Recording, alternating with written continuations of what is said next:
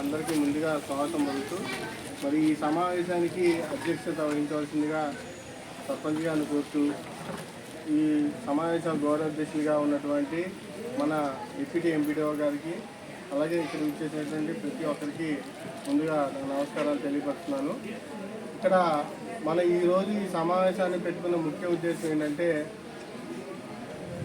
కేంద్ర ప్రభుత్వం వారు అలాగే రాష్ట్ర ప్రభుత్వం వారు ఇద్దరూ కలిసి ఇక్కడ స్వామిత్వ అంటే మన గ్రామంలో ఉన్నటువంటి ఇళ్ల స్థలాలు ఏదైతే ఉన్నాయో గతంలో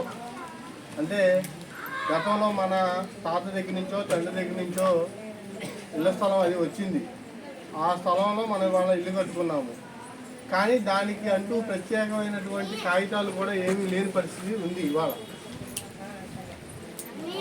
ఆ రకంగా ఉన్నటువంటి పరిస్థితిని సరిదిద్దడానికి కేంద్ర ప్రభుత్వం మనకి మీకు ఏదైతే ఇల్లు ఉందో ఆ ఇళ్ల స్థలాన్ని కొలిచి దానికి సంబంధించి పాస్ పుస్తకం లాగా ఇస్తారు.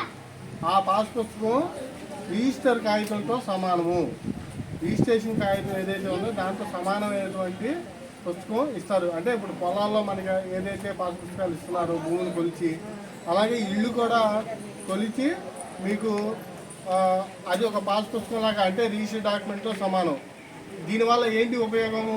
రిజిస్టర్ కాగితం మన దగ్గర ఉందనుకోండి, మనం ఇప్పుడు పాస్ పుస్తకం కానీ రిజిస్టర్ కాగితం కానీ ఎందుకు తీసుకుంటున్నాము అంటే ఒక బ్యాంక్కి వెళ్ళి ఇది కనుక మనం షూరిటీగా పెడితే మనకి ఏదైనా లోన్ ఇవ్వడం కానీ ఇలాగా మన జీవన శైలి పెరుగుతాం, అంటే మన జీవన శైలిని పెంచడం కోసం అనేది ప్రభుత్వం ముఖ్య ఉద్దేశంగా ఈ కార్యక్రమాన్ని ప్రవేశపెట్టడం జరిగింది.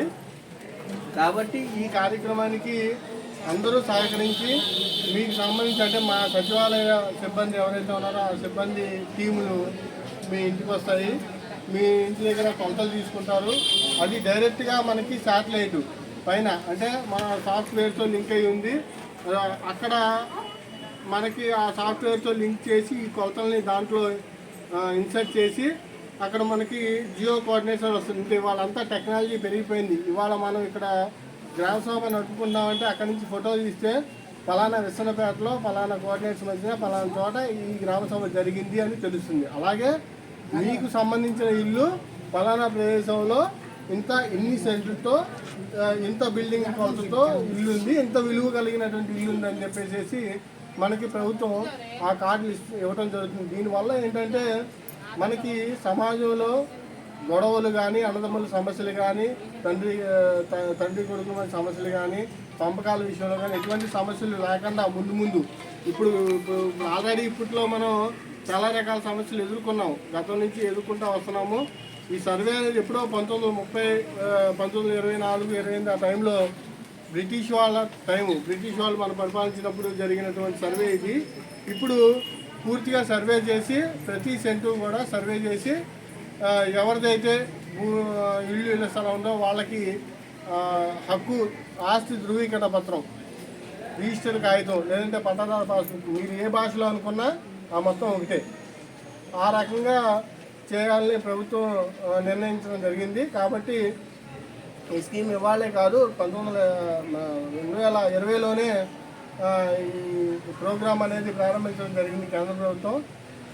రాను ఇంకా పూర్తి స్థాయిలో ఈ సర్వే అనేది చేసి అందరికీ కూడా ఈ హక్కు ఆస్తి ధృవీకరణ పత్రాలు ఇవ్వాలనేది ప్రభుత్వ ఉద్దేశం. కాబట్టి మా సిబ్బందికి అందరూ సహకరించాలని కోరుతున్నాను. అలాగే ఈ సమావేశాన్ని ఉద్దేశించి గౌరవ డిప్యూటీ ఎంపీడీఓ గారు అంటే ఇదివరకు ఈఓపీఆర్డీ అనేవాళ్ళు ఇప్పుడు ప్రభుత్వం ఇచ్చిన జీవో ప్రకారం డిప్యూటీ ఎంపీడీఓ గారు శివకుమార్ సార్ని మాట్లాడవలసిందిగా కోరుతున్నాను.